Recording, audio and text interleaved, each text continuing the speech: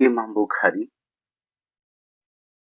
যার পুরো নাম মুহাম্মদ ইবনে ইসমাইল আল বুখারী, তিনি একাধারে হাদিস সংগ্রহের মহান পণ্ডিত এবং সহিহ আল বুখারী গ্রন্থের লেখক। তার শ্রেষ্ঠ বাণীগুলো আপনাদের সামনে তুলে ধরছি। জ্ঞান অর্জন করা প্রতিটি মুসলিমের উপর ফরজ। আমরা যতক্ষণ জ্ঞান অর্জন করব না, ততক্ষণ আল্লাহর দ্বীনকে সঠিকভাবে বুঝতে পারবো না। নিয়ত দ্বারা আমল পরিচালিত হয়। প্রতিটি কাজের ফল তার নিয়তের উপর নির্ভর করে। খাঁটি নিয়ত ছাড়া কোনো কাজ গ্রহণযোগ্য নয়। ইসলাম 5টি স্তম্ভের উপর নির্মিত: কালিমা, নামাজ, রোজা, হজ, যাকাত।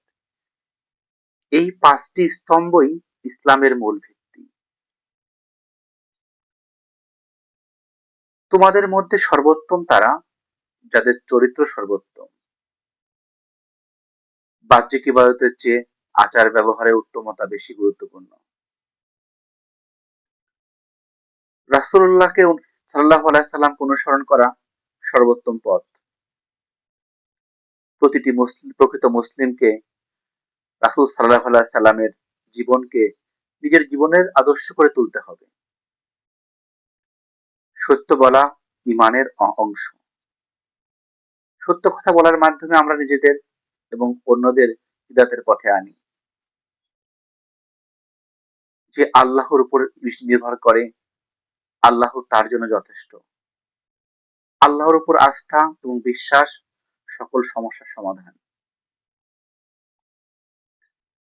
ন্যায় বিচার আল্লাহর সিংহাসনের ভিত্তি। সমাজে ন্যায় বিচার প্রতিষ্ঠা করা প্রতিটি মুসলিমের দায়িত্ব। সর্বোত্তম মানুষ সেই, যে অন্যদের জন্য সবচেয়ে বেশি উপকারী। মানব সেবা এবং দাতব্য কাজ হলো ইসলামের মূল শিক্ষা। আল্লাহর ভয় হলো প্রজ্ঞার শুরু। আল্লাহকে ভয় করা মানে আমরা সঠিক পথে থাকব এবং সঠিক সিদ্ধান্ত নেব। একজন ইমামের কলম একজন শহীদের রক্তের চেয়ে বেশি মূল্যবান। জ্ঞান এবং শিক্ষা হলো চিরন্তন উত্তরাধিকার, যা ইতিবাচক পরিবর্তন আনে। সময় হলো জীবনের সবচেয়ে মূল্যবান সম্পদ। প্রতিটি মুহূর্ত গুরুত্বপূর্ণ এবং নষ্ট করা উচিত নয়। নম্রতা এবং বিনয়ই প্রকৃত মর্যাদা। যে নিজেকে ছোট মনে করে, আল্লাহ তাকে বড় করেন। পরিবার হলো সমাজের ভিত্তি। শক্তিশালী পরিবার তৈরি করা মানে শক্তিশালী সমাজ তৈরি করা। ক্ষমা করা শক্তিশালীর কাজ, দুর্বলের নয়। যারা ক্ষমা করতে পারে তারা সত্যিকারের শক্তিশালী এবং ঈমানদার। জ্ঞানী এবং মূর্খের মধ্যে পার্থক্য যেমন জীবিত এবং মৃত মানুষের মতো। জ্ঞান জীবনের জন্য যা প্রয়োজনীয়, মূর্খতা তাকে মৃত করে দেয়। দ্বীনকে রক্ষা করা প্রতিটি মুসলিমের কর্তব্য। আমাদের ইসলামকে আক্রমণের হাত থেকে রক্ষা করা আমাদের সামাজিক দায়িত্ব।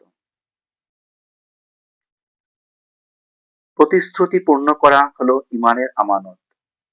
যে প্রতিশ্রুতি দেয় কিন্তু রক্ষা করে না, সে কাপুরুষ এবং বিশ্বাসঘাতক। আল্লাহর দৃষ্টিতে সবাই সমান, পার্থক্য শুধু তাকওয়ায়।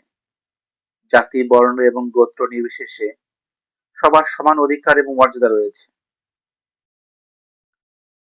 চূড়ান্ত সাফল্য হলো আখিরাতে আল্লাহর সন্তুষ্টি অর্জন করা। দুনিয়ার সকল সাফল্য অর্থহীন যদি পরকালে আল্লাহ অসন্তুষ্ট হন। এই কথাগুলো আমাদের সবাইকে আল্লাহ তাআলা মেনে চলার তৌফিক দান করুন। আমিন। আসসালামু আলাইকুম।